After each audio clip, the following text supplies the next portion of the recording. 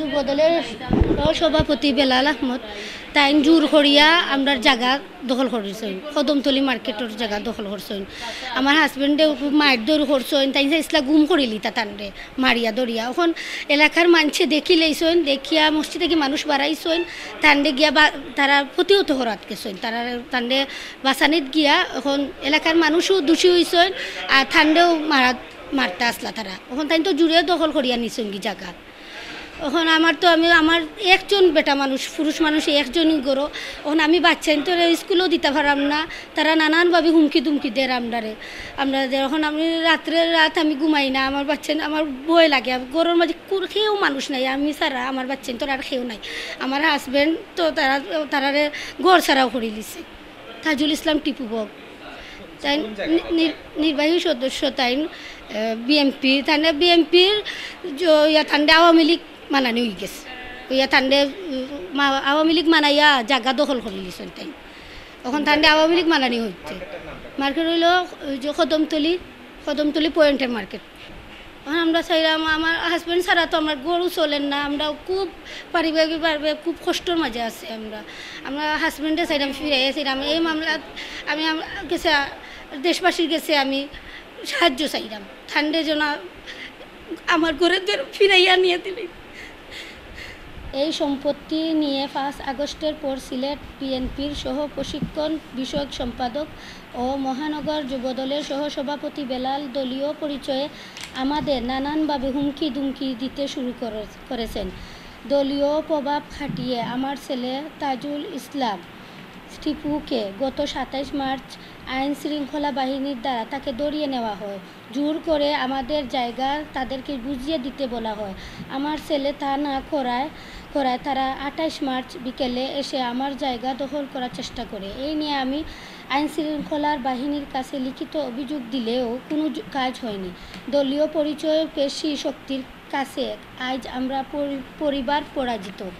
জাতির দর্পণ সাংবাদিকগণ, গত 24 জুন মঙ্গলবার দুপুরে আমার ছেলে টিপু মার্কেটে গেলে খবর পেয়ে সিলেট বিএনপির সহ প্রশিক্ষণ বিষয়ক সম্পাদক ও মহানগর যুবদলের সহসভাপতি বেলাল, 5 নম্বর ওয়ার্ড বিএনপির সহসভাপতি লখন আহমদ ও তাদের সন্ত্রাসী বাহিনী এসে আমার ছেলে সহ স্থানীয় বাসিন্দাদের উপর হামলা করে মার্কেট দখলের চেষ্টা করে। তবে স্থানীয় এলাকাবাসীদের সহযোগিতায় তারা সন্ত্রাসীদের বাহিনীদের প্রতিহত করেন।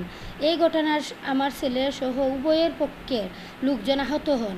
তারা ফৌজদারি কার্যবিধি আইনের 145 ধারার আদেশ অমান্য করে এই মামলা করেছে। পুলিশও রহস্যজনক কারণে নীরব ভূমিকা পালন করছে।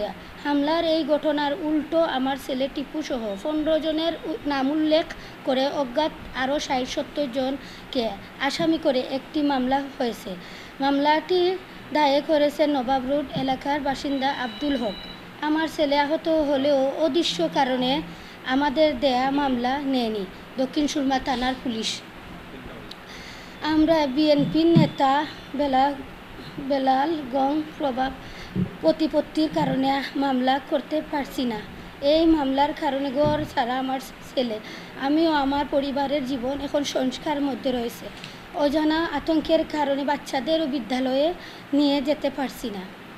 সাংবাদিক ভাই বোনেরা, আপনাদের মাধ্যমে একথা বলতে চাই, আমরা পরিবারের মৌরসী সম্পত্তি, আমার বিদ্যুৎ বিল, গ্যাস বিল, সিসিকের হোল্ডিং ট্যাক্স পরিশোধ করি।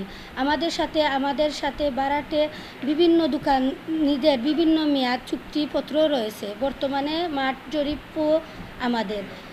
2014 সালের এই দাগে বাংলাদেশ সরকারের বিপক্ষে আমরা আমাদের আফরোজ গংয়ের 16 শতক ভূমির জন্য আপিল করলে বিজ্ঞ হাইকোর্ট বিভাগ আমাদের 16 শতক ভূমি ফিরিয়ে দেয়। তাহলে তারা কিভাবে আমাদের এখানে সম্পত্তি দাবি করে জমি মার্কেট জবরদখলের চেষ্টা করে? ওরা আদালতের বাটুয়ারা মামলা করেছে, বিজ্ঞ আদালত এর রায় দিবেন। আদালতের আদেশ অমান্য করে বিএনপির নেতা বেলাল গ্যাংরা কিভাবে দখল করার চেষ্টা করে?